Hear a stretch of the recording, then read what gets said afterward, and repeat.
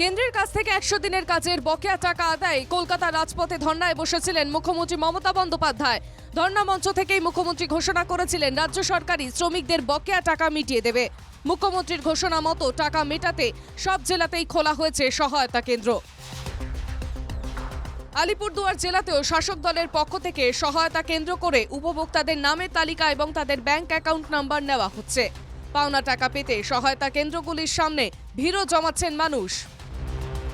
পশ্চিমবঙ্গে গ্রামের মানুষের কোনো উপকারে লাগে নাই বিজেপি সরকার, তাই মমতা ব্যানার্জি আমার দিদি মুখ্যমন্ত্রী ভাবছেন যে আমি যেহেতু আমাদের পশ্চিমবঙ্গের মানুষকে কাজে লেগেছে এবং মানুষের যে জল প্রকল্পর মাধ্যম দিয়ে যেসব কাজ যেসব রাস্তাঘাট হয়েছে সেই পাওনাটুকু আমাদের দেওয়া উচিত। আমরা আসছি 100 দিনের কাজের জন্য, এই সহায়তা কেন্দ্রে আসছি, আমরা আবেদন করলাম। তো মুখ্যমন্ত্রী যে উদ্যোগটা নিছে এতে আমরা খুবই আনন্দিত যে আমরা টাকা পাচ্ছি আর কি, পাবই। সহায়তা কেন্দ্র খোলা নিয়ে শাসক দল তৃণমূলকে কটাক্ষ করেছে বিজেপি। আসলে এটা কিছুই না, এটা ভোটের গিমিক। তিনি বলেছিলেন 21 তারিখে দেবেন, আজকে 21 তারিখ পেরিয়ে 22 তারিখ হলো, এখনো পর্যন্ত কারো অ্যাকাউন্টে টাকা ঢোকেনি। আসলে এটাও একটা ভাওতা, এটাও একটা ঢপ।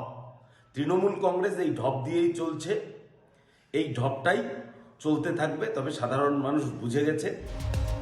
শুক্রবার জেলার বিভিন্ন সহায়তা কেন্দ্র পরিদর্শন করেন আলিপুরদুয়ারের বিধায়ক সুমন কাঞ্জিলাল। শাসক দলের বিধায়ক পাল্টা বিঁধেছেন কেন্দ্রের বিজেপি সরকারকে। সমস্ত বেনিফিশিয়ারিজদের কাছ থেকে তথ্য নিয়ে তাদের job card, Aadhaar card, bank number, IFSC code এগুলো আমরা সংগ্রহ করে আমরা প্রশাসনের কাছে তুলে দিচ্ছি, যাতে খুব সহজেই যেটা আমাদের পশ্চিমবঙ্গ সরকার, কেন্দ্রীয় সরকার যে টাকাটা সাধারণ বাংলার মানুষকে দিল না, হাতে না মেরে ভাতে মারার চেষ্টা করলো, তাদেরকে আজকে এই টাকাটা রাজ্য সরকার তুলে দিচ্ছে। সহায়তা কেন্দ্র নিয়ে রাজনৈতিক আকচি হলেও উপভোক্তাদের দাবি দ্রুত তাদের টাকা মিটিয়ে দেওয়া হোক। আলিপুরদুয়ার থেকে সুদীপ ব্যানার্জি রিপোর্ট, এনকেটিভি বাংলা।